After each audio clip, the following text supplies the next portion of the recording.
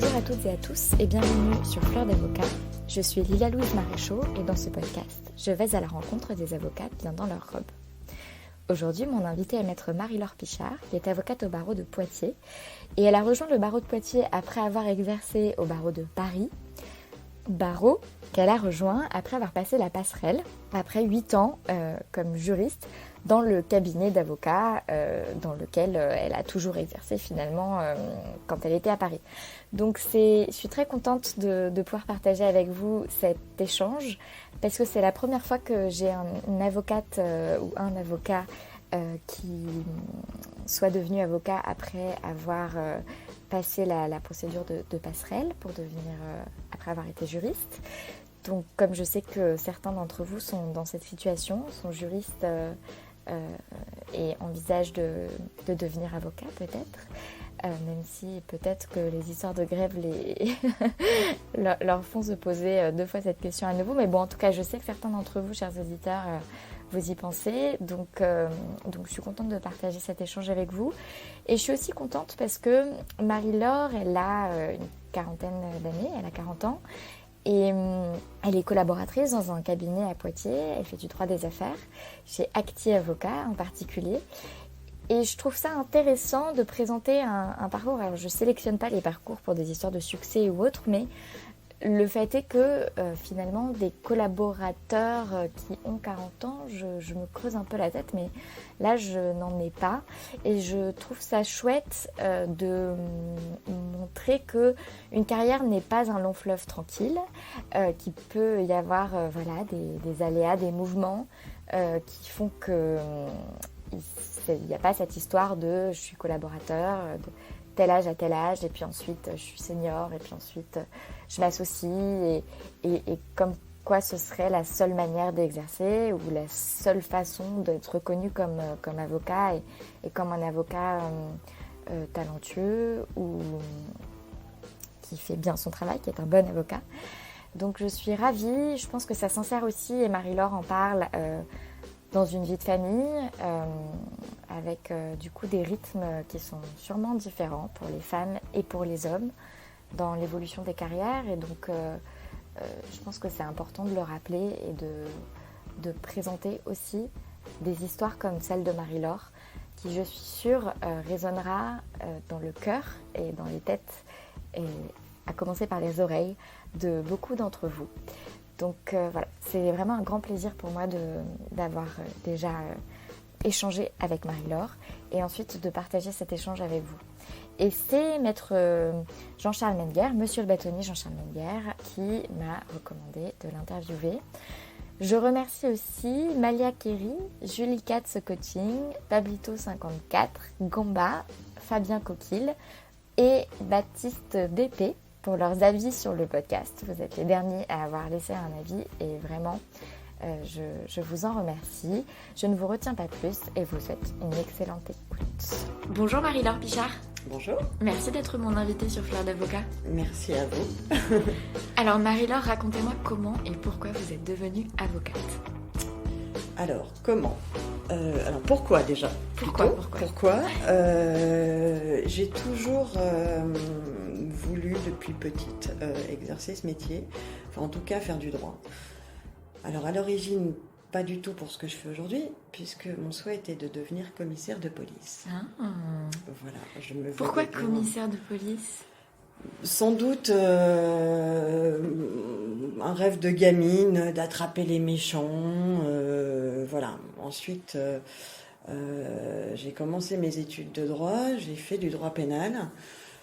J'ai pris conscience des enjeux que ça pouvait représenter, des difficultés aussi de l'approche morale, pas forcément évidente à gérer. Donc je me suis dit que finalement c'était pas pour moi, même si le droit continuait à me plaire. Je me suis dit tiens, je serais peut-être juge pour enfants. Et puis là aussi, assez vite, j'ai pris conscience de tout l'aspect moral, souvent difficile en fait à gérer, en me disant que je serais peut-être pas assez forte pour supporter tout ça. Et puis naturellement, par le biais d'un stage de découverte, je me suis dit, le droit des affaires, c'est très bien. Voilà, ça me plaît parce que c'est varié, même si la profession se féminise, c'était pas forcément ce qui était le plus courant, mais voilà, ça me dérangeait pas. Et en tout cas, on va dire que les enjeux psychologiques sont quand même moindres, même si voilà, quelqu'un un chef d'entreprise qui a créé son bébé et qui est sur le point de le vendre, évidemment il y a tout un aspect psychologique à gérer, mais avec des enjeux quand même très différents de ce que ça peut être, surtout ce qui est droit des personnes, on va dire. Vous avez dit, même si la profession se féminise, c'était pas forcément évident, dans le stage de découverte que vous avez fait, vous étiez entouré d'hommes ? Uniquement. Et ça vous a pas fait peur ou... Non, c'est pas forcément quelque chose qui m'a dérangée, même si c'est quelque chose qui m'a marquée. Parce que c'est vrai que sur les bancs de la faculté, il y avait déjà beaucoup plus de femmes que d'hommes. J'imaginais pas à ce point que le monde des affaires restait encore un monde essentiellement masculin. Donc ça m'a marqué sans me déstabiliser plus que ça et sans me dire c'est pas fait pour moi. Voilà. Donc après ça, vous avez poursuivi vos études de droit plutôt en orientant dans les matières, oui. dans les alors je suis allée, de droit, en fait j'ai commencé mes études à Lyon. J'ai fait jusqu'à ma licence de droit à Lyon et puis ensuite je cherchais ce fameux stage pour voir un peu quelle orientation je pouvais prendre. Je n'ai pas trouvé de stage à Lyon, même non rémunéré. Et j'ai pris contact avec un cabinet parisien qui m'a dit oui, pourquoi pas, un petit stage, voilà, pourquoi pas. Mais nous, on cherche surtout des gens qu'on pourrait prendre en contrat un peu le soir pour à la fois répondre aux standards, puisque cabinet parisien, donc standard jusqu'à 20h. Donc on cherche plutôt quelqu'un entre 17h et 20h aussi, en plus de ce stage si ça vous intéresse. Pour le standard, mais aussi pour vous tester.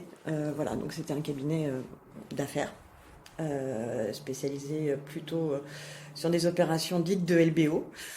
Donc avec des investisseurs financiers comme clientèle principale. Et puis c'est comme ça que je me suis retrouvée à finir mes études à Paris. Du coup. Donc vous venez pour un été à Paris ? Je viens pour un été. Faire le standard / stage. Voilà. Et finalement, en septembre, je m'inscris à la fac de droit de Nanterre. Voilà. Je dis à mes parents, je quitte Lyon. J'arrive à Paris.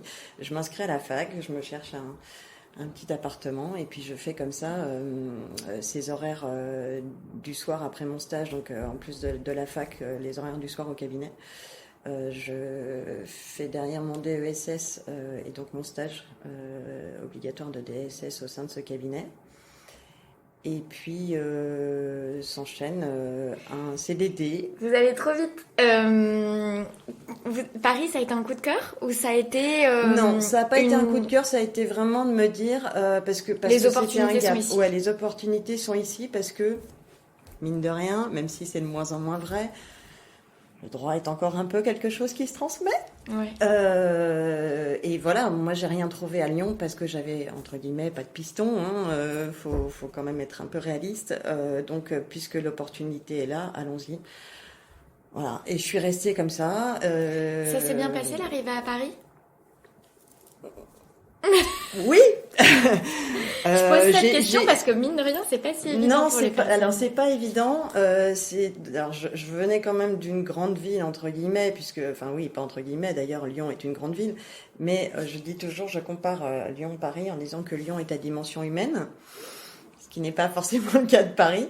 Donc il y a eu un petit temps d'adaptation en fait, nécessairement, mais je me suis mise assez vite en mode parisienne pour éviter d'être embêtée dans les transports en commun, on va dire. Voilà, donc à courir dans les couloirs sans savoir pourquoi, dans les couloirs du métro, à mettre des écouteurs sur les oreilles pour pas que on m'adresse trop la parole dans le métro. Voilà, mais finalement, Oui, on s'y fait. Et à la fac Et à la fac, changement d'ambiance. à la fac, ouais, plus compliqué là pour le coup, parce que je suis arrivée, quand on arrive en maîtrise, les gens se connaissent déjà depuis un certain temps. Donc pas forcément évident de nouer des liens à la fac. Je n'en ai d'ailleurs pas gardé. Donc voilà, mais j'allais à la fac vraiment pour assister aux cours et en fait j'apprenais beaucoup plus de mon expérience en cabinet qu'à la faculté. Et donc ce cabinet où vous mettez un pied et puis et je le quitte plus pendant 12 ans. Oui, voilà, pendant 12 ans. Oui. Donc un stage de découverte qui se transforme en collaboration. Pendant 12 ans où en fait j'ai après mon DESS donc enchaîné sur un CDD puis un CDI comme juriste. J'ai tenté de faire une prépa pour les COA, donc ça c'est mon côté profil totalement atypique. Et au cours de cette prépa d'été, je me suis vite rendu compte que j'étais plus du tout dans l'universitaire, mais déjà bien ancrée dans la pratique, et que ce serait donc compliqué pour moi de faire l'école, qui par ailleurs prépare quand même essentiellement au contentieux, ce qui n'était pas du tout mon choix. Je voulais vraiment axer sur le conseil exclusivement et le droit des affaires.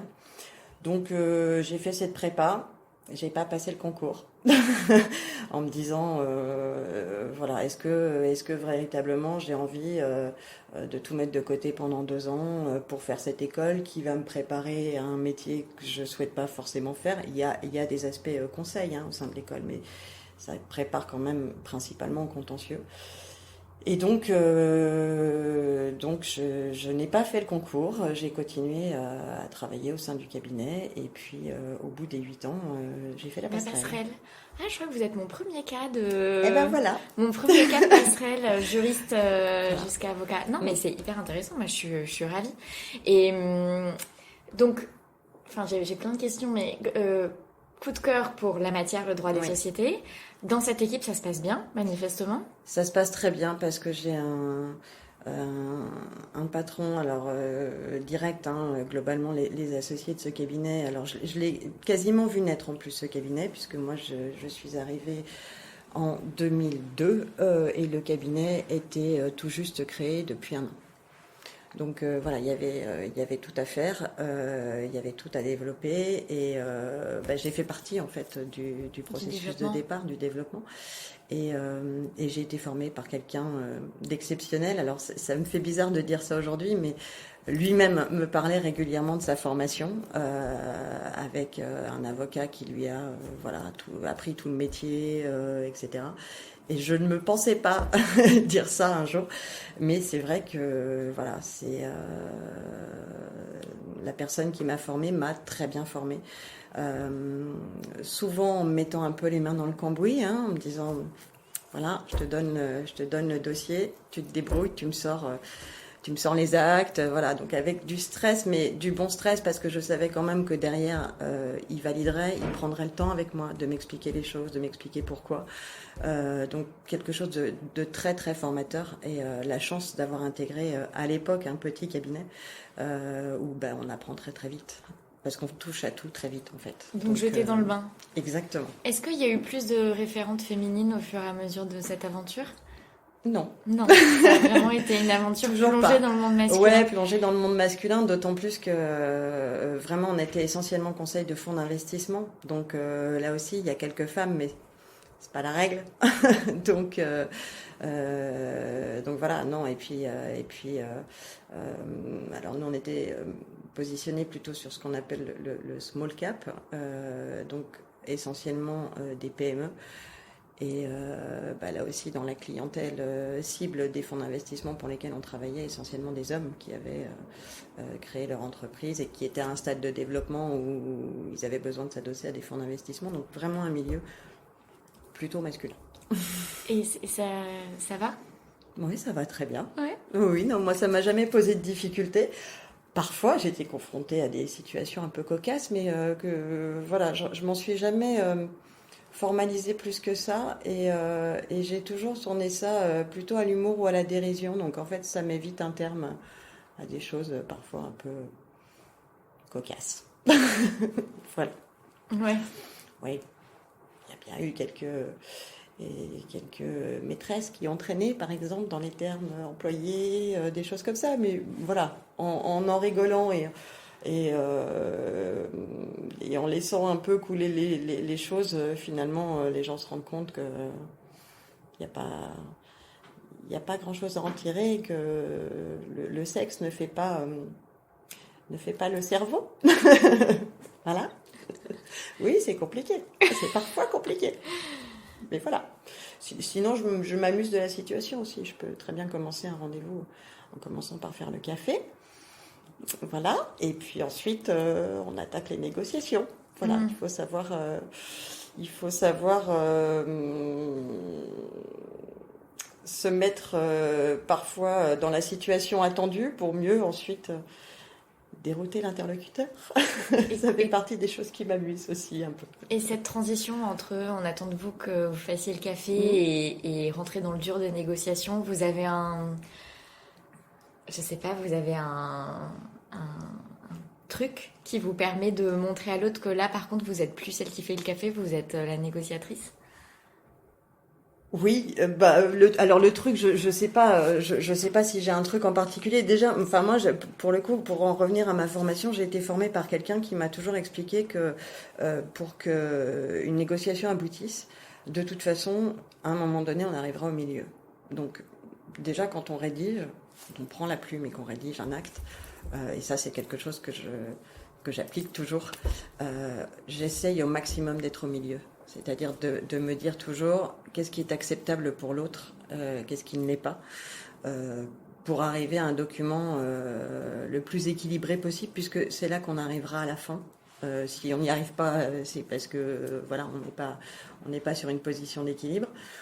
Après, au cours de la négociation, est-ce que j'ai un truc non, je suis pas, je ne sais pas si j'ai un truc. L'argumentation. Parce que je pense qu'il y a beaucoup de femmes qui peuvent être tellement déstabilisées par ah bah j'ai encore été celle qui a fait le café ou qu'en fait après elles restent dans oui, dans cet fermée effacement. avec oui, Vous voyez ce que je veux dire? Oui, non, moi pas forcément parce que, enfin pas forcément, non pas forcément. Je fais pas partie. Alors je fais pas partie des gens qui ont des positions totalement fermées non plus, puisque ça fait pas, en général, ça fait pas avancer le schmilblick. Mais j'argumente et puis j'entends aussi, j'essaye d'entendre et de comprendre les arguments de l'autre en fait. Donc voilà, enfin je pense que c'est même pas une question d'homme ou de femme hein, d'ailleurs. Je pense que ça fait partie du métier d'essayer de la négo en elle-même pour essayer de comprendre quelles sont les positions, pourquoi, pour essayer de trouver ensuite des solutions satisfaisantes pour tout le monde. Donc en fait revenir à l'objectif quoi. On s'assied, on a fait les cafés, maintenant l'objectif c'est qu'on se mette d'accord Exactement. Et donc on se concentre là-dessus. Et vous avez donc fait la fameuse passerelle. Oui. Est-ce que ça vous a causé un sentiment d'imposture? Oui, mais je le dis. Je suis ravie de poser cette question. Je le dis assez souvent.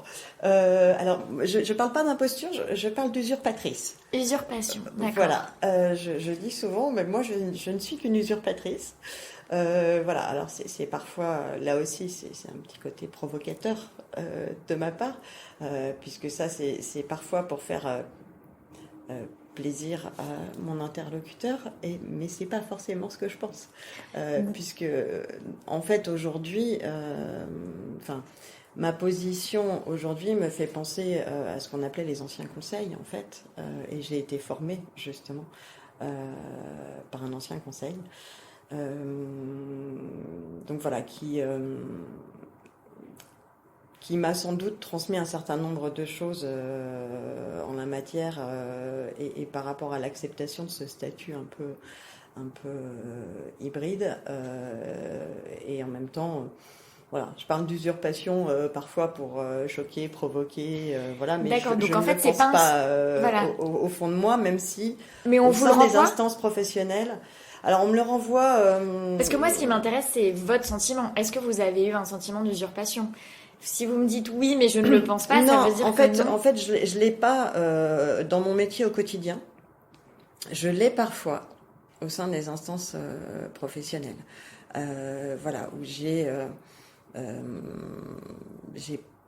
pas toujours pris le temps de m'investir, de m'intéresser aux ordres auxquels j'ai pu appartenir, voilà, en me disant, bon, même si alors à Paris le sujet se posait un peu moins, puisque on est un peu noyé dans la masse, donc et nécessairement je suis pas la seule. C'est vrai qu'en arrivant à Poitiers, c'est quelque chose oui, qui m'a effleuré l'esprit plusieurs fois en me disant Mais mais tiens, pourtant, si je m'intéressais à et tout en me disant bah oui, mais il n'y a pas tant de passerelles que ça. Si je regarde le tableau, je pense qu'il y en a pas, il y en a pas énormément. alors que la passerelle était déjà loin derrière. Oui.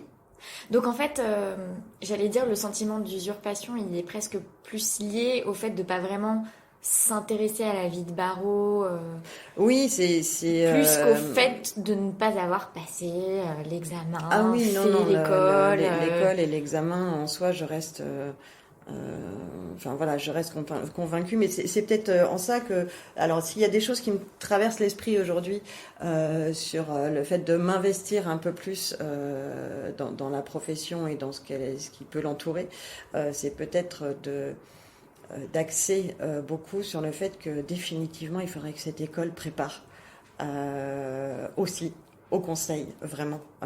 Mais quel qu'il soit, hein, d'ailleurs, parce que le droit des affaires, ça recouvre plein de choses. Donc moi, c'est plutôt tout ce qui est droit des sociétés. Mais c'est le cas aussi en droit social, c'est le cas en droit fiscal. Voilà, il y a plein de matières qui sont touchées par ça. Et moi, je reçois, puisque là, j'ai pas mal de candidatures en ce moment pour des stages ECOA ou des JCE. Il y a Donc, de plus en plus ECOA, de jeunes. DJCE, ECOA, c'est l'école des avocats L'école des locale avocats de de Poitiers. Et le DJCE, c'est le diplôme de des juriste juristes conseil d'affaires. d'entreprise. Ouais. Où là, bah, typiquement, ce sont des gens qui passent par le cursus école classique, tout en n'ayant pas pour volonté de faire du contentieux. Donc, donc voilà. Donc à Paris, quand vous exercez ce métier comme juriste d'abord et qu'ensuite vous faites la passerelle, voilà, vous êtes vous êtes confortable avec ça, quoi. Oui. Ça. Ok. Et ensuite, quand vous obtenez le titre, confortable avec ça aussi. Est-ce que, Oui. on vous a pas renvoyé vos Non, mais en confrères fait, ou autres dans l'esprit des clients et de mes interlocuteurs à Paris, en fait, dans leur esprit, j'avais déjà le titre. C'est pour ça que je l'ai pas. Et justement, vis-à-vis de vos clients, Ben, c'était compliqué. C'était compliqué parce qu'effectivement, il arrivait avant que j'ai le titre que les gens considèrent que j'étais avocat et s'adressaient à moi comme si je l'étais. bonjour Bon, maître. Oui, voilà. alors en fait, Donc, tout à fait. bon, j'ai essayé de pas. Je ne le précisais pas forcément, j'avoue, parce que je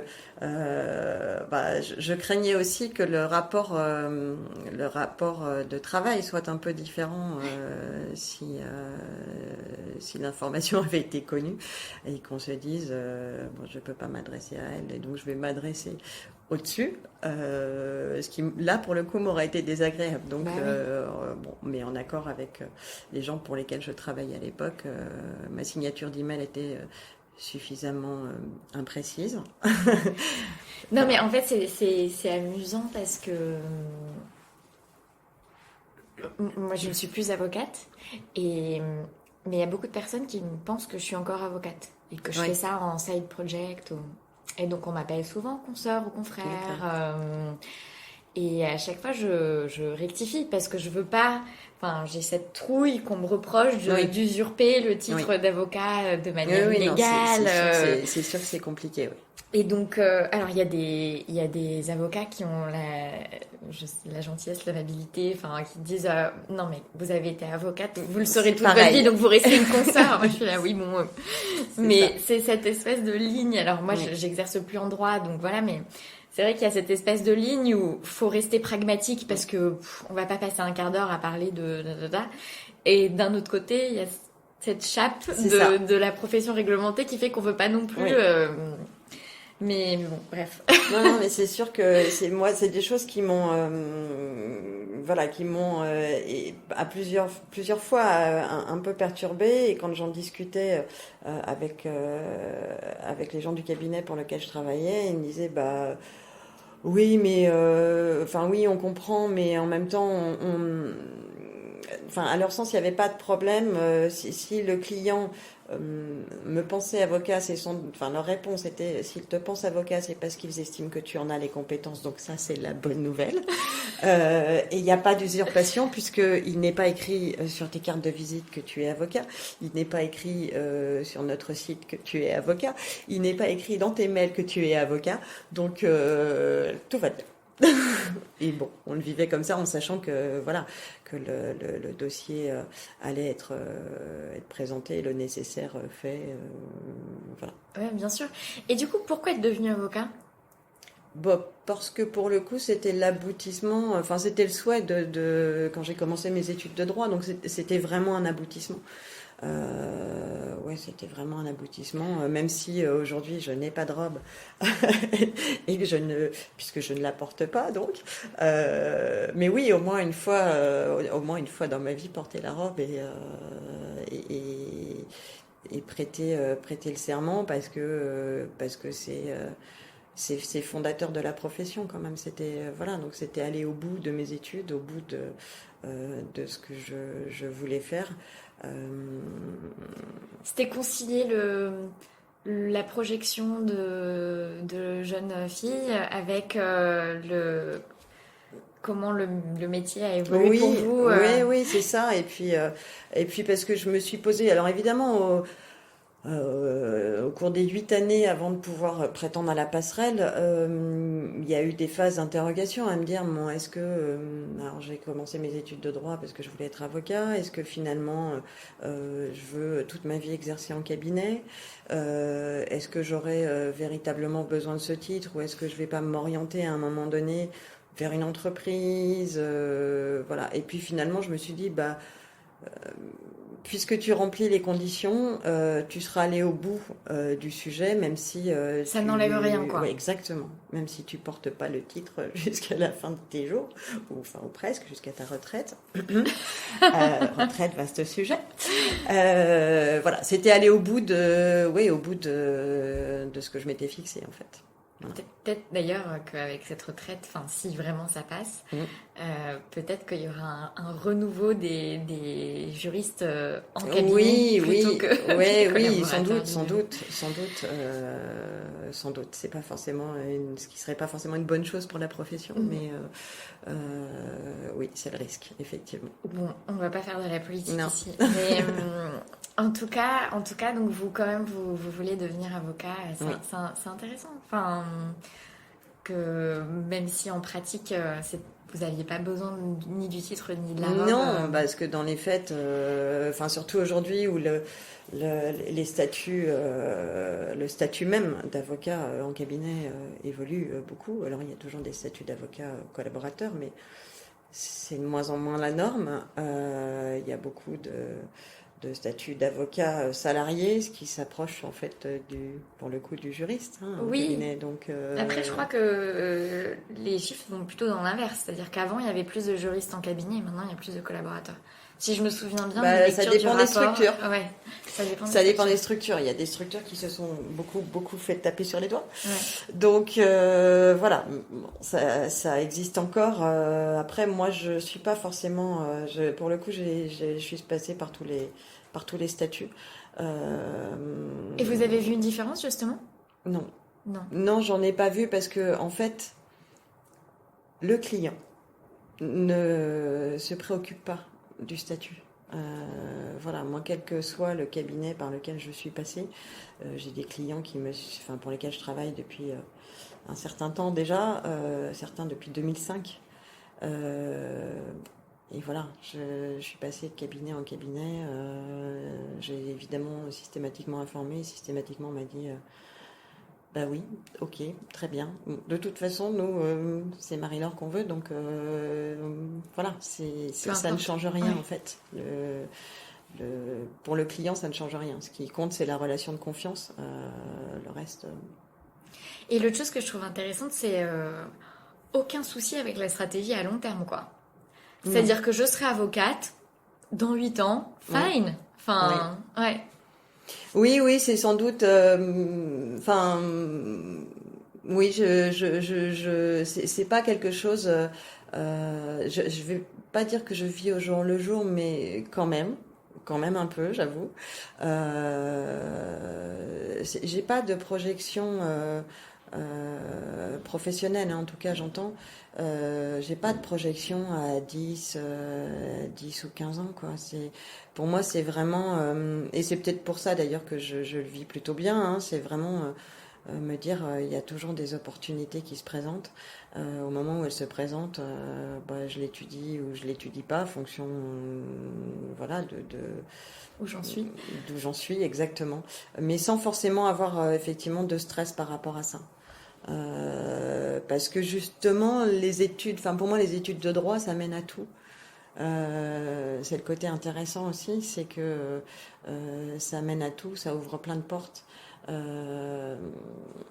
Voilà, je me suis spécialisée dans une branche, mais ça permet surtout d'apprendre à réfléchir en fait, les études de droit. Donc après, on en fait tout un tas de choses. Oui, c'est un moyen et pas une fin, quoi. Exactement. Et on en revient à de quoi a besoin le client, et puis après, le titre, le truc, c'est accessoire. Et donc, vous avez dit que vous avez fait plusieurs structures. Oui. Cette première structure que vous avez quittée, donc 12 ans plus tard, c'est ça? 12 ans. Alors, je l'ai quittée pas immédiatement. Ça a été long. Ça a été long. En fait, alors, au bout de 12 ans, pour des raisons personnelles, je suis arrivée à Poitiers. Donc, j'ai prévu. Changement de ville. Changement de ville, changement de vie. J'ai à l'époque, évidemment, informé le cabinet pour lequel je travaillais que j'allais donc démissionner. Et en fait, de même, le cabinet m'a dit, Poitiers, Paris, c'est pas le bout du monde, hein. Donc, tu vas faire un peu de télétravail et puis venir à Paris 1 ou 2 fois par semaine. Et puis, on a travaillé comme ça pendant 2 ans. Est-ce que ça a été... non, je suppose que ça a dû être... Parce que j'allais dire... quand on fait du droit des affaires, et en plus qu'on conseille des fonds d'investissement, tout ça, partir de Paris pour venir à Poitiers, doit y avoir un peu un stress, non? Par rapport au type de dossier, à la qualité, à la qualité des dossiers, aux enjeux peut-être. Oui, alors le stress par rapport aux dossiers eux-mêmes, pas tellement, parce qu'on était déjà à une époque où, être à Paris, dans ce qu'on appelle le triangle d'or, c'est primordial, parce que on va en rendez-vous, on est à 15 minutes de chaque client, donc voilà. Mais on était déjà à une époque où il y avait de moins en moins de réunions physiques, en fait. Beaucoup plus d'échanges téléphoniques, des conférences téléphoniques, des échanges par mail, etc. Donc ça m'a pas forcément inquiétée à cette époque-là. Après, ce qui m'a beaucoup perturbée, c'est de travailler de la maison. Parce que j'étais pas habituée, parce que ça manque d'effervescence quand même quand on est à la maison derrière son ordinateur. Donc même en allant à Paris 1 ou 2 journées par semaine, c'est une situation qui était devenue assez vite pesante quand même. C'est pour ça que vous avez préféré finalement quitter la structure ?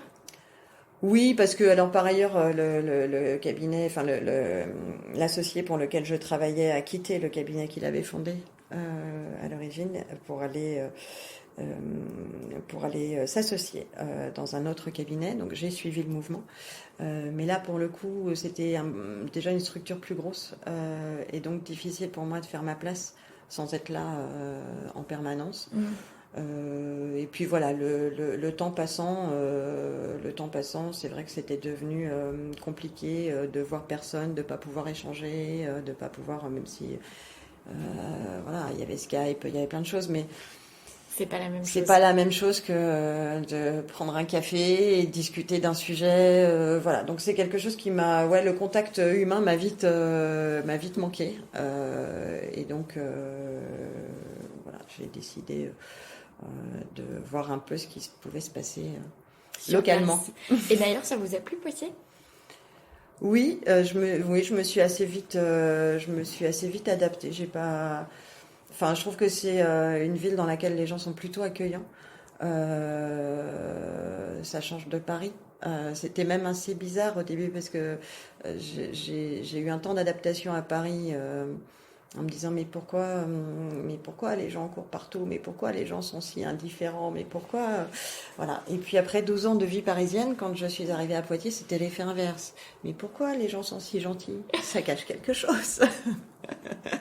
Voilà. Donc il y a eu une phase d'adaptation, mais c'était beaucoup plus facile dans ce sens-là que dans le sens précédent, évidemment. Non, ouais, l'adaptation s'est fait quand même relativement vite. Et, et vous avez dit par rapport au barreau local, Oui. l'adaptation par rapport au barreau local. Alors là, ça a pris un peu plus de temps. Ouais, il y a 300 avocats, c'est ça, à Poitiers Un environ? peu plus, oui, un peu plus maintenant, un peu plus de 300 avocats. Le barreau local, oui, ça a mis beaucoup plus de temps puisque en fait, le premier contact s'est fait pour l'inscription, donc le transfert de barreau à barreau. Et puis je suis pas allée au-delà de ça. J'ai pas cherché à m'intéresser plus que ça. À ce qui pouvait se passer au sein de ce barreau, j'avoue. Parce qu'il y avait aussi, une phase d'adaptation, parce qu'en fait, mon métier a nécessairement évolué en rentrant dans la structure dans laquelle je suis rentrée à Poitiers, puisque j'avais d'autres typologies de dossiers, on va dire, donc avec aussi une phase d'adaptation, puisque nécessairement, il n'y a pas forcément la clientèle de fonds d'investissement reste attachée à des cabinets parisiens. Donc la nature même des dossiers a été modifiée et on était plus sur du conseil manager dirigeant.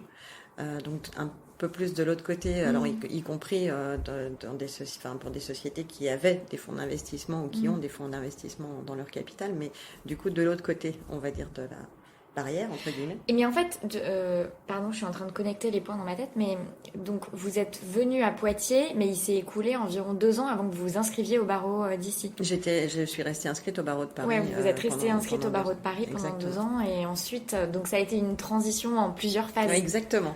C'est peut-être pas plus mal d'ailleurs. Enfin, je sais pas. Oui, parce que en fait, quand je suis arrivée ici, de toute façon, comme j'exerçais toujours pour le cabinet parisien, nécessairement, il fallait que je reste inscrite au barreau de Paris, le cabinet n'ayant pas pour volonté d'ouvrir une structure à Poitiers. Donc voilà, et puis je m'étais dit que de toute façon, quoi qu'il se passe, j'avais la faculté de rester inscrite au barreau de Paris et de trouver un autre poste aussi dans un autre cabinet parisien. Donc voilà, c'est pas comme ça que ça s'est fait, mais... Et vous avez eu des difficultés à trouver une structure ici? Non? Non, ça s'est fait très vite. À partir du moment où j'ai pris la volonté, que j'ai eu la volonté de quitter la structure parisienne et de voir ce qui se passait localement en mettant mon CV sur un ou deux sites appropriés, j'ai été contactée très très vite. Donc ça aussi, voilà. Est-ce que tout ça participe du fait que voilà, j'éprouve pas de stress particulier par rapport à ce métier, mais parce que des postes à pourvoir, il y en a en permanence, il y en a partout, il y en a voilà. Après, ça s'est fait très très vite et effectivement, je crois oui, le temps de mon préavis, entre la mise en ligne de mon CV sur des sites appropriés et la prise de décision, il a dû s'écouler pas plus d'un mois, quoi. Donc, très rapide. Donc voilà. C'est vrai que tout ça a sans doute participé au fait que je n'ai pas de stress. Parce que, voilà, même si quand j'ai quitté Paris, il m'a dit oh là là, mais qu'est-ce que tu vas faire? Il va falloir que tu changes complètement de spécialité, que tu te mettes à toucher à d'autres matières, etc. Non. Non, même J'ai un si, cerveau, c'est fait. Oui, non, mais même si le métier est un peu différent, hein, comme je vous le disais, puisqu'on est plus sur du conseil dirigeant et manager, mais c'est même plus. Je vais pas dire que c'est plus intéressant parce que c'est pas. c'est pas le cas, mais rien que le changement, c'est motivant, voilà, ça fait partie aussi de l'épanouissement, de découvrir des métiers, des contraintes différentes, des histoires différentes. Un nouveau tissu économique aussi. Oui. Oui, ça, oui. Enfin, encore que le tissu économique, par rapport à ce que je faisais à Paris, je découvrais à chaque fois et à chaque dossier quasiment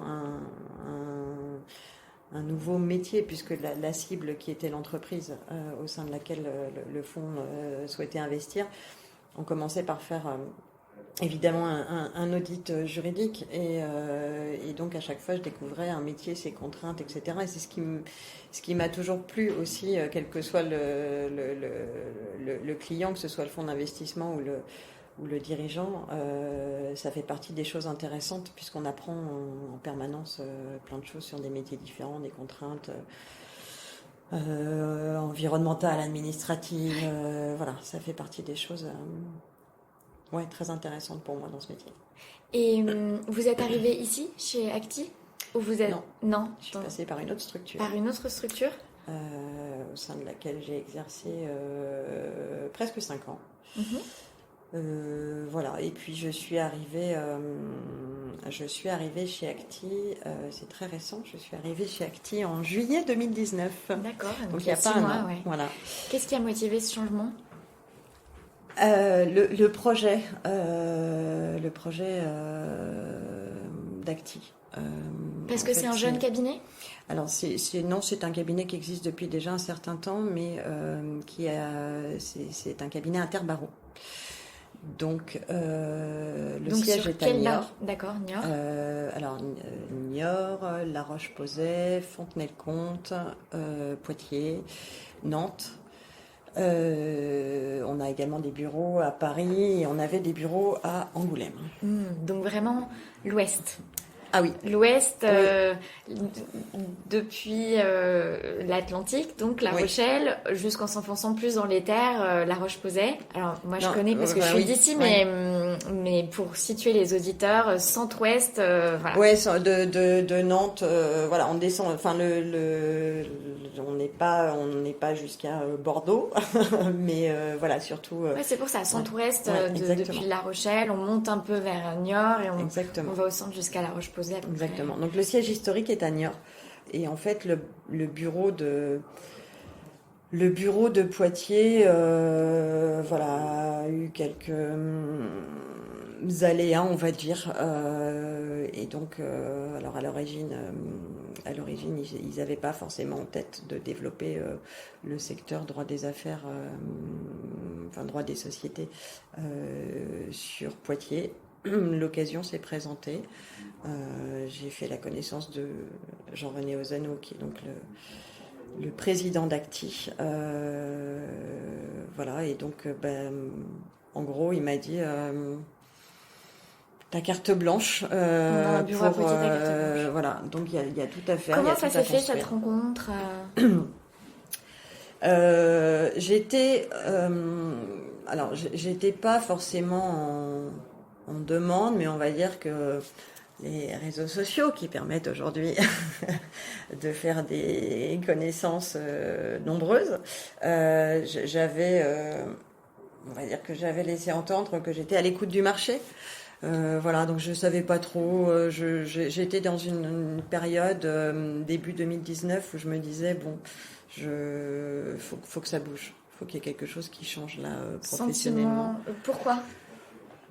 Parce qu'un sentiment de vivoter, de plus avoir la pêche dans ce que je faisais. Alors pour diverses raisons, mais dont j'ai pas forcément envie de parler. Mais voilà, le besoin de me dire là, faut qu'il y ait quelque chose qui change et il faut que j'ai le sentiment d'être sans doute d'être un peu moteur aussi. On était juste après mes 40 ans. Et de me dire donc on est sans dans doute un mélange personnel. Ouais, c'est ça. De me dire là maintenant, il faut qu'il y ait quelque chose qui change professionnellement, il faut que ça évolue et que ça évolue. Enfin, en tout cas qu'on me donne ma chance de faire mes preuves, vraiment. Donc un besoin de challenge. Oui, exactement. Ce que je comprends, c'est ça, un Ouais, besoin exactement. de challenge. À ce stade, ça fait combien de temps que vous exercez comme avocate, mais incluant la période de jury, c'est-à-dire que vous faites des fonctions d'avocat? J'ai commencé en 2002. En 2002. Ouais, donc on est à... 18 ans plus tard. Ça fait mal, c'est ça, 18 ans.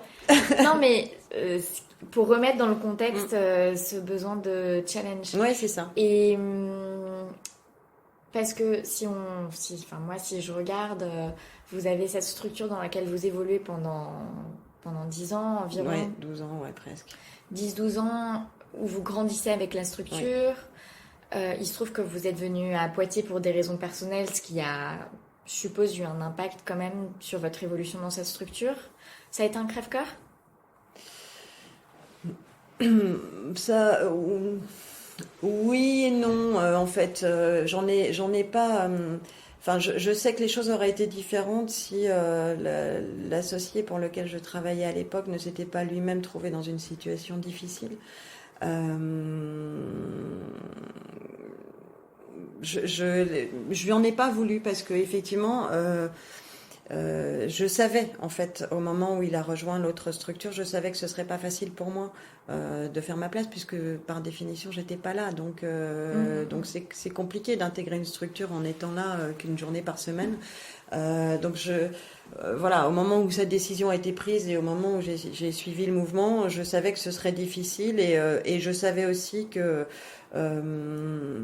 sur la durée, c'était pas quelque chose qui était jouable pour moi, parce que j'essaye de concilier vie familiale, vie professionnelle, on en parlera, et que voilà. Donc je m'étais dit sur la durée, ça va pas être. Ça va pas être dans un cabinet où on qu'on connaît pas et qu'on découvre à distance, c'est compliqué. Même si j'ai pas à me plaindre de l'intégration. J'ai toujours été associée à tout ce qui était organisé par le cabinet, etc. Mais de fait, on est obligé de constater que les rapports sont forcément différents par la distance, en fait. Donc, Et ensuite, le cabinet que vous avez intégré en premier à Poitiers, pour le coup, il n'y avait pas vraiment de perspective d'évolution chez eux. On m'en a annoncé. Et à mon goût, elles n'arrivaient pas assez vite. D'accord. Voilà. Donc c'est normal que quand même 15 ans plus tard, il y ait une envie de... Oui, je pense que... C'est une évolution normale comme professionnelle. Ouais, je pense que c'est une évolution normale. On va dire que je suis capable de supporter des choses longtemps en me disant ça va venir, etc. Mais à un moment donné, quand ça bouge pas, moi c'est le principe de la cocotte minute, quoi. Voilà, quand le bouchon a sauté, et j'ai besoin, j'ai besoin de challenge dans ma vie à relever en permanence.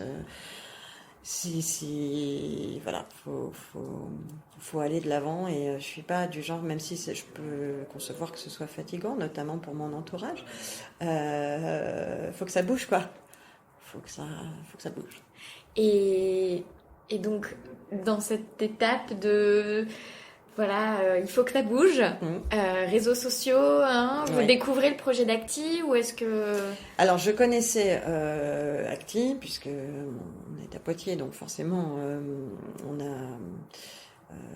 a connaissance des différents cabinets qui pratiquent la même activité.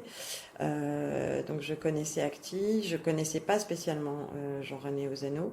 Je me suis... la curiosité, toujours, on entend toujours beaucoup de choses, mais moi je pars toujours du principe que je dois me faire ma propre idée par moi-même. Donc je me suis dit pourquoi pas. Vous l'avez contacté C'est lui qui m'a contacté en me proposant de se rencontrer, de discuter, et puis je pense que c'est quelqu'un de très, je pense que c'est pour ça qu'on s'entend bien, et d'ailleurs il me fait penser un peu au premier associé pour lequel j'ai travaillé. Il est très cash, du coup ça me permet à moi aussi d'être très cash, et donc tout va bien. Tout va bien parce que même si on a des choses désagréables à se dire, on se les dit. C'est encore jamais arrivé, mais je sais que ça pourra être dit et qu'il m'en tiendra par rigueur et que je lui en tiendrai par rigueur parce que c'est aussi une façon d'avancer en fait. Voilà, moi j'aime pas les non-dits, j'aime pas non, voilà, c'est mon côté un peu brut de décoffrage. Et j'aime bien qu'on le soit avec moi aussi. Mais quand, quand vous étiez à cette écoute du marché et que lui, il est venu vers vous pour vous proposer quelque chose, vous lui avez envoyé des signaux ou ça a été moi, je lui ai dit d'étoiles clairement que si... vous lui avez écrit ou dit je lui ai dit clairement, moi aujourd'hui, j'ai besoin d'évolution, j'ai besoin qu'on me fasse confiance, j'ai besoin de montrer ce que je sais faire. Alors, en rendant des comptes, hein, évidemment, mais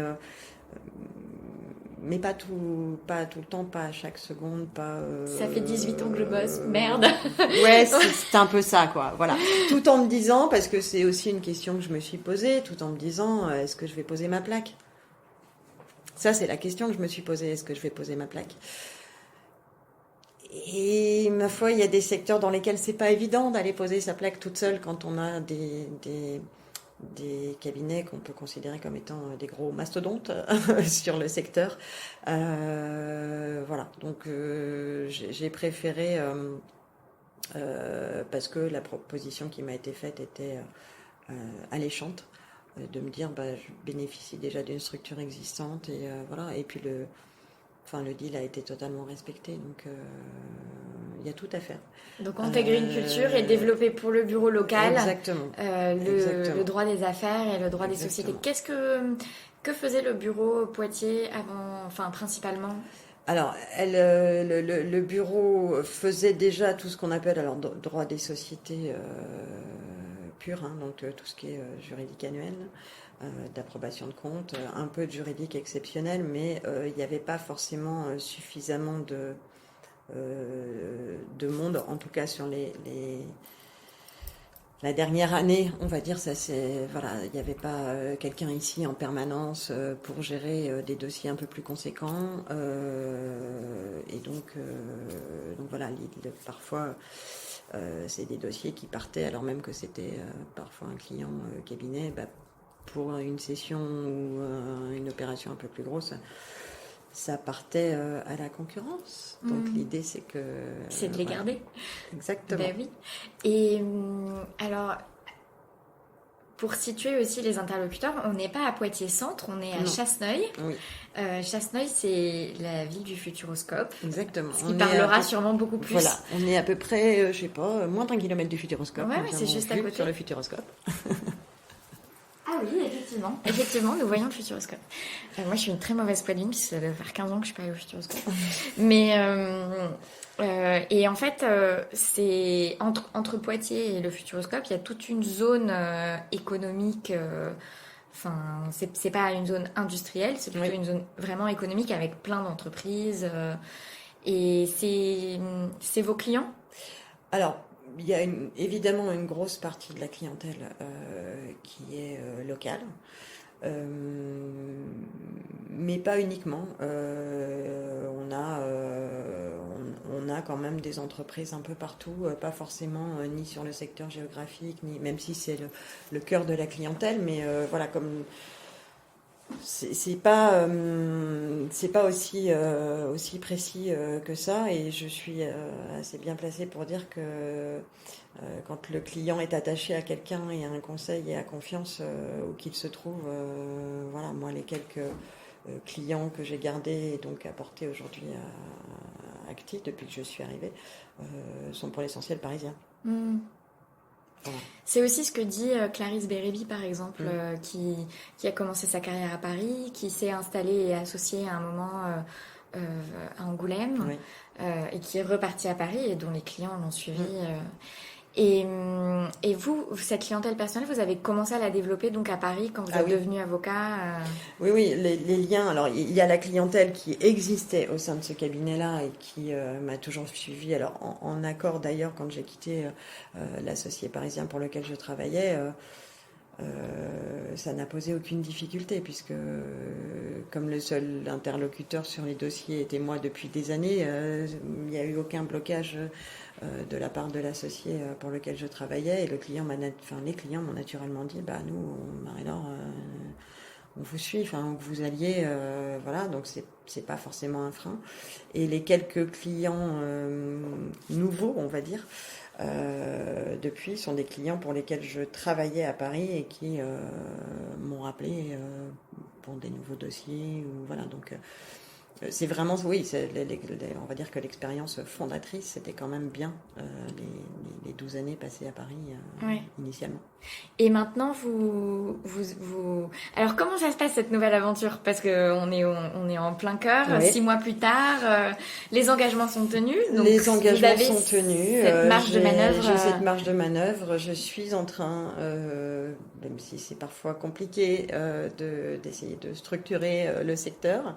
Heureusement, le nombre des sites fait que, voilà, même si j'ai pas encore tous les effectifs ici, j'ai la faculté de me reposer sur d'autres personnes au sein d'autres sites, et ça, c'est, voilà, la distance. C'est quelque chose que j'apprécie ici parce que, dans ce cabinet, c'est que la distance entre les sites n'empêche absolument pas d'avoir des relations. Très vite, j'ai été accueillie, très bien intégrée. Et la distance entre les sites permet quand même de s'appuyer sur les compétences des autres, à défaut d'avoir ici encore pour l'instant un effectif suffisant. Voilà, il y a énormément de travail, il y a tout à faire, mais c'est du bon stress. Voilà, c'est du bon stress parce que il n'y a pas de, il y a pas de mauvaise ambiance, il n'y a pas, voilà, on me laisse exercer mon métier. C'est bien. Et c'est très épanouissant. D'ailleurs, je crois que ça se voit puisque les gens me le disent. En fait, c'est assez. Et là, vous avez le sourire. Non, mais c'est assez drôle parce que j'avais l'impression de m'être un petit peu fanée. C'est dur comme ouais, mais parce que vraiment, c'est quand je dis j'associe le personnel et le professionnel, il y a eu vraiment cette étape des 40 ans. À titre personnel, où je me suis dit regarde un peu derrière toi. Ok, personnellement, ça va. Ça va. Voilà, t'as 3 beaux enfants, c'est super. Maintenant, ils sont faits. Il faudrait que ça décolle un peu aussi professionnellement. Comment quels sont les moyens dont tu disposes? Est-ce que tu auras véritablement la faculté de le faire? Est-ce que voilà. Donc il y a toutes ces questions qui m'ont un peu mangé la tête quand même, on va dire, sur une période où je pense que du coup ça se voyait sans doute, et ça se ressentait sans doute. Voilà, et c'est vrai que depuis je croise certaines personnes depuis 6 mois, ils me disent oh là là, mais t'es métamorphosée, t'as la banane tout le temps, t'as l'air, t'as l'air bien, t'as l'air motivée, épanouie. Oui. Donc voilà. Donc là aussi, un choix qui s'est fait sans stress, parce qu'au moment où ma décision a été prise de rejoindre Acti, là encore, peut-être de manière totalement inconsciente, mais pas de stress particulier de me dire est-ce que je vais y arriver, est-ce que je vais pas y arriver. En fait, voilà, c'est un challenge, je me dois de le remplir, en tout cas de me donner les moyens de... Voilà. Et c'est ce dont vous aviez besoin, donc c'est... Oui, exactement. C'est vraiment... oui, aujourd'hui, ma vie de maman est pas derrière moi, mais voilà, c'est toujours un peu compliqué pour les femmes d'essayer de concilier la vie de famille, la vie de maman et la vie professionnelle. En même temps, c'est pas impossible, et pour le coup, ça aussi, ça fait partie des challenges que j'ai envie de relever. Et alors, justement, comment vous conciliez actuellement vie professionnelle et vie personnelle, en plus dans une période de challenge où, voilà, on vous donne des rênes, quoi. Donc, en fait, là aussi, je pense que j'ai été assez claire dès le départ en arrivant ici, en disant, voilà, moi j'ai envie, j'ai besoin d'être bien dans mon boulot. Je sais que si j'y suis bien, je suis capable de donner un maximum de choses. Mais je suis maman. Et tout ça doit pouvoir être compatible, en fait. Et à partir du moment où les choses sont dites et où, là encore, aujourd'hui, on dispose de moyens. Voilà, je sais qu'il y a 30 ans, il fallait être présent au bureau, derrière un fax, derrière un téléphone. L'ordinateur portable, les connexions Wi-Fi et tout ce qui s'ensuit permet d'avoir, de réussir à tout cumuler. Et alors même si de temps en temps, évidemment, je me dis oh là là, je devrais être plus présente pour mes enfants. On n'est jamais totalement satisfaite, hein, mais voilà, je pense que mes enfants me voient aussi. Ils voient que que je cours partout, et en même temps, je crois qu'ils m'ont toujours vu courir partout, donc ils mettent pas forcément ça en lien avec ce nouveau poste. Et quand je suis avec eux, j'essaye d'en profiter au maximum. C'est quoi votre journée type? C'est quoi la journée type d'une avocate en droit Ben, des affaires à Chasseneuil? Il y en a 3 journées dans la même journée. Il y a les enfants le matin au réveil. Il y a la journée de travail qui commence vers qui quelle heure? commence vers 9h, une fois que on va dire que le plus petit, les 2 plus petits sont rentrés à l'école. Et puis elle se termine quand c'est possible vers 18h30 pour aller les récupérer à l'école. La 3e journée commence donc avec la soirée avec les enfants, puis le quotidien d'une maison à gérer évidemment. J'essaye, même si c'est pas toujours facile en fonction des périodes, hein, il y a évidemment des moments où une 4e journée recommence après le dîner des enfants. Bon, mais ça faut pas que ce soit la norme parce que sinon ça devient vite compliqué. Mais voilà, donc la journée type, oui, c'est ça, c'est un peu la course du matin au soir, c'est un peu la montre sans arrêt. Il faut pas qu'il y ait un grain de sable. Est-ce que vous avez l'impression que le rythme d'ici est différent du rythme parisien par rapport qui est un peu... Donc Oui, le rythme, il est quand même un peu dicté par les clients. Oui, bien sûr. Et en quoi? Et qu'est-ce que... Les horaires. Les horaires sont quand même vraiment différents. On commence plus tôt le matin, évidemment, mais on finit aussi nécessairement plus tôt le soir. En fait, l'amplitude de la journée est identique. C'est simplement l'heure de début et l'heure de fin qui peut varier, même si le métier en lui-même et les dossiers sur lesquels j'interviens font que nécessairement à l'approche d'une signature, les 15 jours ou 3 semaines qui précèdent. Oui, ça c'est Paris, Poitiers, c'est partout. Exactement, quoi. la contrainte est la même, puisque même si on a essayé d'être le plus organisé en amont possible. Voilà. Là aussi, s'il n'y a pas le petit grain de sable, c'est pas drôle. Donc voilà, mais ça fait partie aussi des choses qui justement moi me font aimer ce métier. Enfin voilà, c'est parce que on a beau essayer d'être, c'est inhérent au métier, hein, d'être hyper organisé, mais voilà, il y a toujours le petit truc que personne n'avait prévu, que personne n'avait anticipé, que voilà, ça fait partie des choses moi qui me stimulent et qui me boostent et qui me font apprécier ça. Alors, je ne sais pas si ce sera le cas encore pour les 30 prochaines années, mais en tout cas pour l'instant, voilà, ça fait pas, c'est pas des choses qui sont un frein pour moi à l'exercice de ce métier. Voilà. Et puis bon, quand ça changera, vous changerez. Oui, comme vous avez toujours fait, sans doute. De toute façon, aujourd'hui, dans le monde du travail, quel qu'il soit, d'ailleurs, hein, dans notre métier d'avocat, mais je pense que c'est vrai dans beaucoup de métiers, il faut être en permanence à l'écoute des évolutions, des besoins et savoir s'adapter. Sinon, c'est très compliqué, je pense. Est-ce que, en parlant d'évolution du métier, est-ce que vous avez l'impression d'être en prise aussi avec les évolutions technologiques de la profession? Oui. Alors moi, je me souviens à mes débuts où la timidité, la crainte, le manque d'assurance du début, etc. Je me souviens du premier associé pour lequel je travaillais, je partageais son bureau. Donc ça aussi, c'est quelque chose de très formateur, d'être dans le même bureau. Et quand il me disait, tiens, il faudrait que tu vois avec tel point, avec un tel, etc. Et donc j'envoyais un mail. Il me disait, prends ton téléphone. Prends ton téléphone. Le contact, ne serait-ce que vocal, et te cache pas derrière ton ordinateur. Voilà.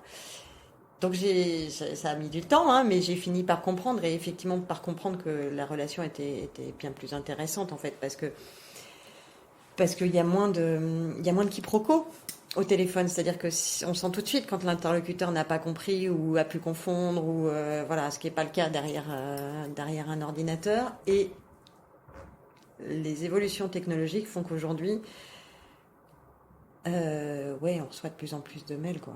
Enfin, là aussi, ça fait partie des choses qui peuvent vite être source de stress. Parce que, voilà, un coup de fil, on y répond, c'est réglé, c'est traité. Voilà, les écrits, de plus en plus d'écrits, de mails, etc., font que on est amené soi-même à en envoyer de plus en plus. Donc c'est très chronophage, ça fait pas forcément avancer un dossier, et ça peut générer un certain nombre de quiproquos, et voilà. Donc moi j'essaye au maximum de prendre mon téléphone pour essayer d'appeler, alors évidemment le client, mais également mes confrères. Mais est-ce que finalement, parce que quand je pense évolution technologique, je pense aussi aux problématiques, c'est pas un problème, mais au sujet des legal tech, des automatisations des actes qui sont de plus en oui, plus... mais ça c'est... Alors, ça, et dans c'est ce vrai. contexte-là, j'allais dire, en fait, savoir prendre son téléphone, Ouais. et l'avoir appris très tôt, finalement, c'est une super leçon, parce que ce qui ressort quand même de ces évolutions technologiques, c'est que c'est le contact humain qui va faire la différence. C'est le contact humain qui va faire la différence. C'est le contact humain qui va permettre de comprendre la particularité. Parce que la norme, moi je considère que la norme, elle existe pour partie. Et encore, je passe mon temps dans les entretiens ou avec les gens que je forme à expliquer que oui, on a plein d'outils pour rédiger des actes aujourd'hui. Ça ne doit surtout pas éviter de réfléchir et empêcher de réfléchir. Surtout pas. Pourquoi ? Parce que ça permet aussi de se différencier vis-à-vis du client, puisque tous les cabinets ont les mêmes outils, ou presque. Ouais. Donc nécessairement, si on fait pas la différence avec nos confrères, le client va se dire, mais en fait, ils remplissent des blancs. Donc pour moi, c'est la perte du métier. Que de rentrer dans des actes hyper normés, voilà. Et puis après, il y a des matières dans lesquelles, tout ce qui est opération de cession et d'acquisition, la norme, elle est juste pas possible. Elle est, voilà, il y a des pratiques qu'on peut retranscrire. L'acte totalement normé, et on repart d'un document où on change simplement des noms, des dates. Non. Voilà, moi c'est pas comme ça que j'ai appris. C'est pas comme ça que j'ai appris à travailler, et sans doute parce que là aussi l'associé pour lequel je travaillais était absolument contre tous les outils modernes, et pourtant pas très âgé, mais voilà, l'email déjà il a eu du mal à s'y mettre, donc voilà, et donc il rédigeait tout à la main. Il partait d'une feuille blanche systématiquement. Donc voilà, ça fait partie de la façon dont j'ai été formée, et on va dire que ça reste ma façon principale de travailler, même si je pars pas d'une feuille blanche, je pars d'un document Word blanc ou presque, mais voilà, je fonce jamais bille en tête dans un document en me disant tiens, je vais reprendre cette base et puis je vais compléter. Jamais.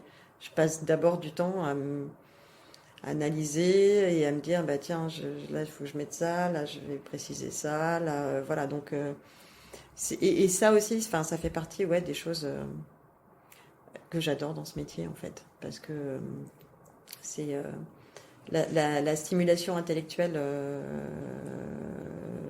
voilà, la vraie, de se dire faut que j'écrive ça, mais comment, pourquoi, voilà, ça fait partie des choses qui moi m'intéressent, donc tout sauf la norme justement. Et voilà, ça reste important d'avoir des bases de données, mais c'est pas suffisant à mon sens. Et le développement de clientèle ici, vous faites comment ? Alors, Moi ici, j'ai pas, il n'y a pas de normes, il n'y a pas d'empêchement, on va dire, sur le sujet surtout, puisque voilà, j'ai carte blanche sur la gestion de mes dossiers, de mes agendas, etc. Donc c'est là aussi le manque d'investissement, on va dire, dans des structures et organismes professionnels pourrait être un frein. Ça fait partie aussi des choses où j'ai qu'un prochain objectif, être plus présente au sein d'organismes professionnels, etc. Et en même temps, c'est le bouche à oreille et c'est un métier dans lequel en fait quelqu'un va dire bah tiens j'ai un projet de vendre mon entreprise à quelqu'un avec qui pour qui j'aurais travaillé qui va dire bah tiens je connais voilà. Donc ça se fait assez naturellement sans forcément. Vous n'avez pas mis en place d'action particulière de développement ? Pas particulièrement. Pas particulièrement parce que. On exerce un métier dans lequel la confiance est primordiale en fait. Donc, alors le démarchage.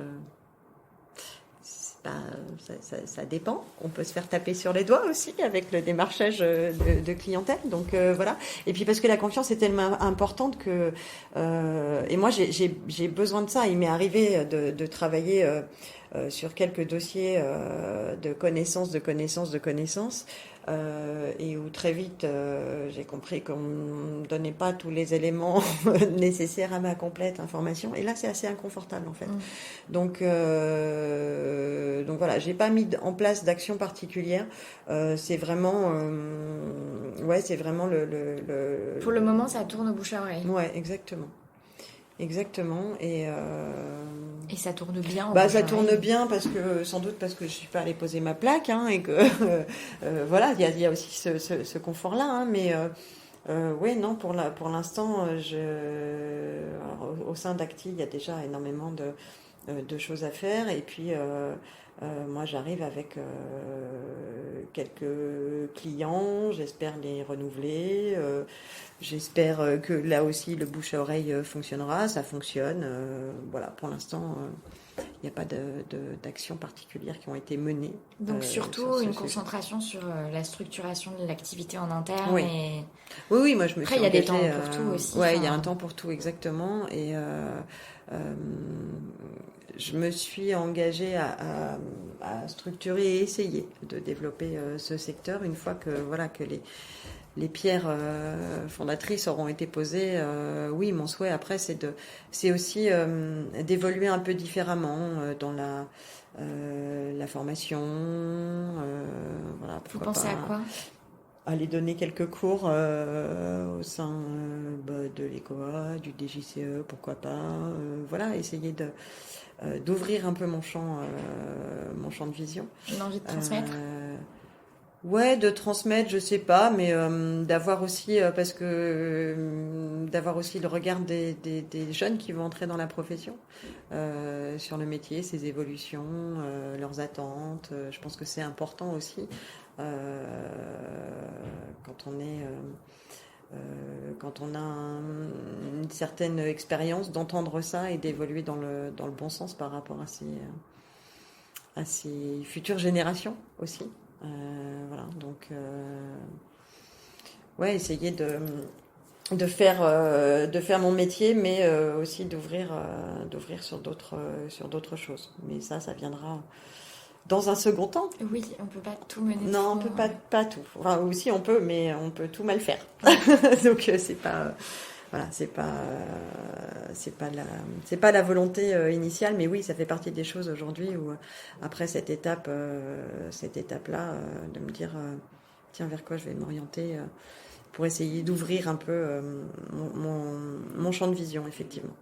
Et par rapport à votre ce que je comprends, c'est que c'est pas non plus un complexe, un gros mot complexe, mais de non-engagement ou de distance par rapport aux organismes de la profession. Est-ce que ça fait partie de vos projets de plus vous investir ? au niveau local ou en fait Ouais, ça sans vous va doute. bien d'exercer comme ça? Non, ça me va pas forcément parce que non, c'est forcément pas satisfaisant. Mais voilà, euh, je me suis pas accordé le temps jusqu'à présent en me disant bon bah de toute façon il y a bien assez de gens investis. Et là, notamment enfin, tous les mouvements liés à la réforme des retraites, etc. Je me rends compte que on a beau être plus de 300 inscrits au barreau. Voilà, quand il y a des périodes comme ça où ça nécessite une forte mobilisation, ben on a tous des contraintes, des dates, des choses, et il y a finalement pas assez de gens mobilisés. Donc voilà, maintenant j'y arrive petit à petit.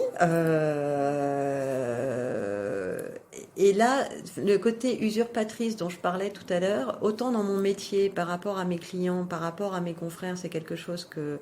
Alors mes confrères, dans mon secteur d'activité, hein, les confrères que je peux avoir face à moi dans des dossiers, ou à mes côtés quand on est parfois plusieurs conseils, autant au sein de l'ordre, ouais, c'est sans doute quelque chose, la passerelle, c'est sans doute quelque chose que j'assume moins bien. Et qui explique sans doute jusqu'à présent mon manque d'investissement. Et d'ailleurs, nous nous sommes vus à la soirée de l'inauguration de la Maison des Avocats vendredi, et j'ai discuté avec une consoeur assez connue qui me dit mais vous vous cachiez où jusqu'à présent? Voilà. Et là, ça a été assez révélateur pour moi de me dire elle a raison, en fait. Sans doute qu'il y avait un peu de ça, et sans doute que jusqu'à présent, je me cachais pas, mais voilà, je me montrais pas, mais parce que par ailleurs, c'est vrai que j'ai pas le besoin d'aller régulièrement au palais, que Jean-René relève la case, donc il fait ça très bien, et qu'il n'y a pas de raison que ça change. Voilà, mais donc. Oui, ça fait partie aussi des choses où je me dis il faut que ça change, il faut que je m'intègre un peu plus dans ma profession en assumant mon parcours. Ouais. Voilà. Surtout que c'est loin quand même maintenant cette passerelle. Oui, c'est loin, c'est sûr, c'est loin, mais voilà, ça. Je sais que j'ai pas encore dépassé le cap puisque, comme je vous le disais, j'ai pas de robe. Voilà, donc par exemple, c'est une bonne raison pour moi de me dire je peux pas aller manifester, j'ai pas de robe. Voilà, alors c'est une bonne sans en être une bonne, hein. C'est exactement l'inverse, c'est justement pas une bonne raison. Donc voilà, ça fait partie, ça fait son petit bonhomme de chemin et il faudra que ça change. Voilà. Non, mais je pense que ça traduit aussi, je sais pas si des personnes qui siègent aux instances représentatives de la profession nous écoutent, mais en tout cas, je pense que ça traduit quand même beaucoup des dissensions ou des... Je sais pas si dissension c'est le mot, mais en tout cas des différentes fractures au sein de cette profession qui a le même titre, mais qui revêt des réalités tellement différentes que voilà, ça crée ces choses, que ce soit des modalités d'exercice différentes, des modalités d'accès différentes, avec beaucoup de personnes quand même qui se tirent dans les pattes aussi, enfin, faut le dire, en fonction des différentes passerelles. Oui, alors en plus, c'est vrai que quand on dit passerelle, enfin, le sujet est vaste. Oui, ça va de la personne qui a exercé des mandats politiques qui devient avocat à la personne qui devient avocat après avoir été 8 ans juriste d'entreprise. Exactement. Moi, je viens de cabinet, ou juriste de cabinet d'avocat. Voilà, moi je viens de cabinet, donc en fait. Moi, j'ai fait une passerelle aussi. J'ai fait l'article 99. J'étais avocate au barreau de Madrid. J'ai passé la déontologie et je suis devenue avocate en France.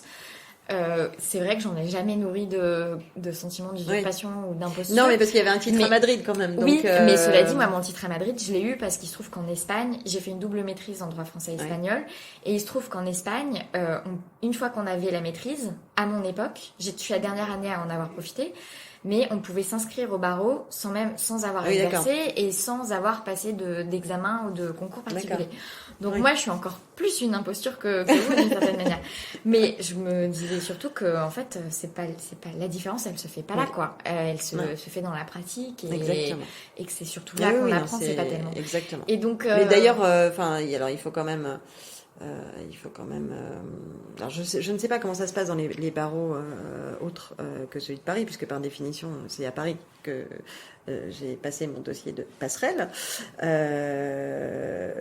J'ai pas eu ce sentiment quand j'ai été reçue par le membre du Conseil de l'Ordre qui devait soumettre mon dossier au Conseil pour admission ou pas. Elle m'a pas du tout donné ce sentiment-là d'être une usurpatrice, etc. Parce que effectivement, en fait, je travaillais en cabinet, que à l'époque, j'avais bien travaillé mon dossier en mettant notamment, c'était l'avantage des opérations de LBO, en nourrissant mon dossier avec toutes les parutions dans les revues professionnelles des opérations sur lesquelles j'étais intervenue, etc. Donc vraiment, elle m'a, même si je pense que je suis arrivée dans une position un peu coucou, je voudrais, voilà. Au contraire, elle m'a dit, mais enfin, oui, évidemment, c'est une évidence.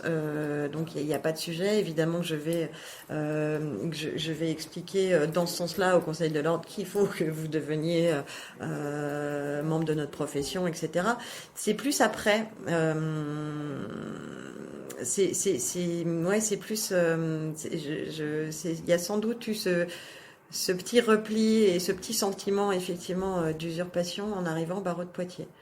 Effectivement, j'ai pas un souvenir, même si c'est sans doute moi qui étais à ce moment-là dans une position de retrait, hein, mais j'ai pas un souvenir. Mais pourtant, à ce stade-là, est-ce qu'on vous a demandé comment vous étiez devenue avocate? Parce qu'à ce stade-là, tout le monde s'en fiche, non? Sauf vous. Oui, sauf moi, mais oui, sans doute, mais parce que en fait, j'ai été intégrée au barreau de Poitiers, et donc tous les nouveaux intégrants étaient reçus ensuite à l'issue d'un conseil de l'ordre pour un pot de bienvenue. Et en fait, je me suis retrouvée avec essentiellement des jeunes qui sortaient de l'école. Donc là, sans doute, je me suis dit, je me suis mis moi-même en position de retrait, et ce qui aujourd'hui je l'analyse comme quelque chose de totalement ridicule, hein, mais voilà, à me dire bon bah de toute façon moi ça change rien à ma façon d'exercer, et en même temps c'est essentiellement des gens qui font du contentieux, donc on n'a pas la même pratique. Ouais, on n'a pas la même pratique, et puis voilà.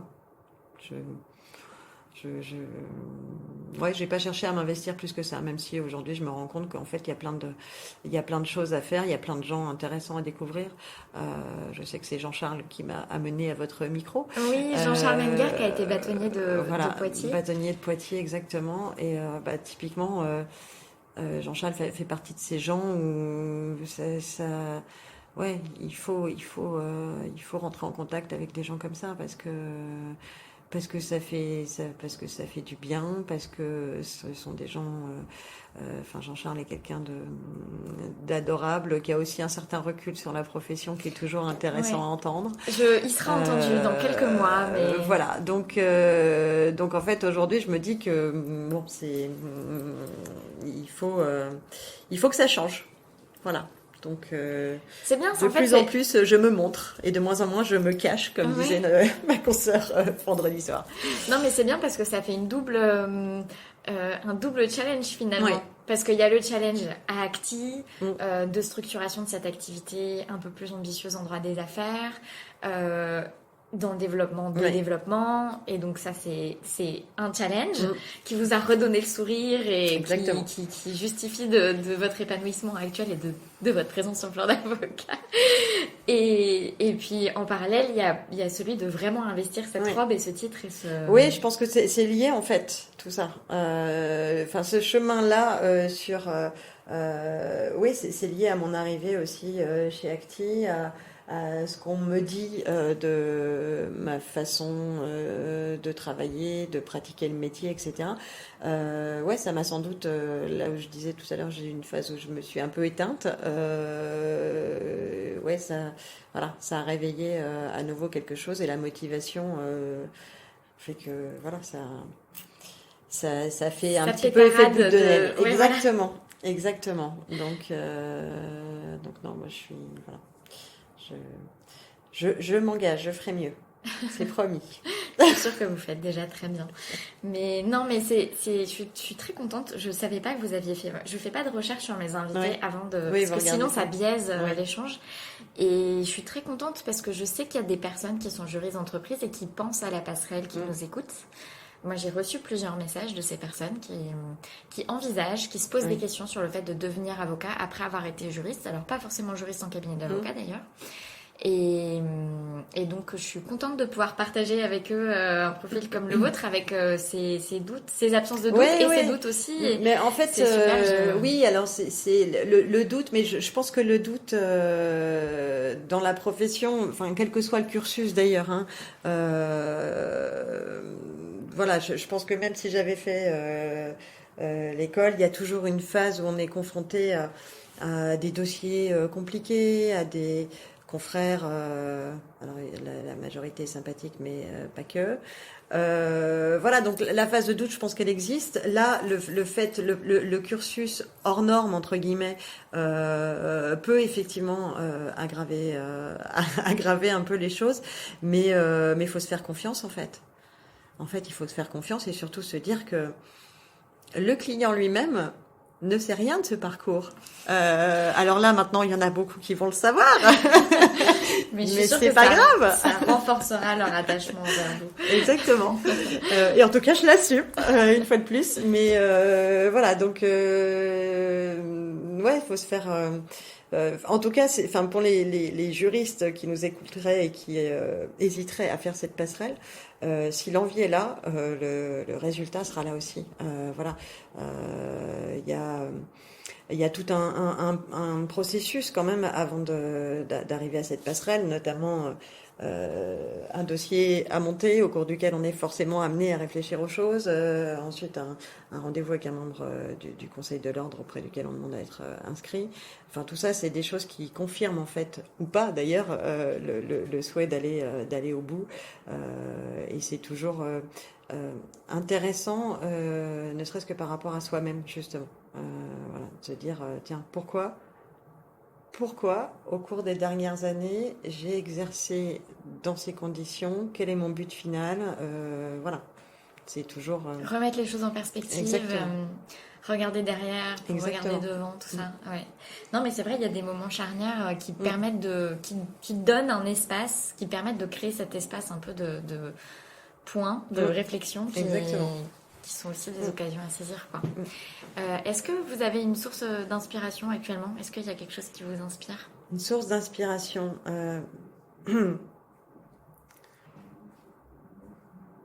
les chats. Oui, ça me va. Je suis très inspirée par mes chats, moi aussi. Voilà. Voilà, j'ai 4 chats. Parce que je me raisonne, hein. Voilà. Oui, j'en ai 4. 3 enfants, 4 chats. Voilà, parce que en fait, j'aime beaucoup le caractère déterminé du chat. Voilà, quand il a... Alors, parler de proie, ça va être un peu... Enfin, c'est pas le terme, hein, mais... Enfin, c'est pas le terme. Si, le chat a bien... Hein, quand il a une proie, il ne la lâche pas. Il ira au bout, quitte à guetter des heures pour atteindre son objectif. Donc, je me sens assez proche du chat en ça. Dans le sens où, voilà, quand je me fixe un objectif... je me donne tous les moyens de l'atteindre et en même temps j'ai appris comme le chat à être aussi le plus zen possible. Enfin voilà, à alterner les moments d'hyperactivité, on va dire, et en même temps j'ai aussi appris qu'il fallait lâcher prise, mais vraiment lâcher prise. Capable de se détendre. Oui, être capable de se détendre vraiment. Et les chats m'y aident pas mal, ma foi. C'est un chat qui ronronne. C'est assez efficace pour se détendre. C'est drôle parce que je passe donc le week-end chez mes parents et il y a mon chat chez mes parents qui n'est plus à Paris avec moi, qui est chez mes parents, ce qui est une difficulté dans ma vie. Ouais, j'imagine. Bref, et c'est le roi de la détente. Oui. Enfin, j'étais avec des copines là et on le regardait, on se disait mais franchement c'est un objectif à atteindre que d'être capable d'atteindre son niveau de décontraction. Exactement. Donc je vois tout à fait de quoi vous parlez. Et quelle est votre dernière joie? Ma dernière joie.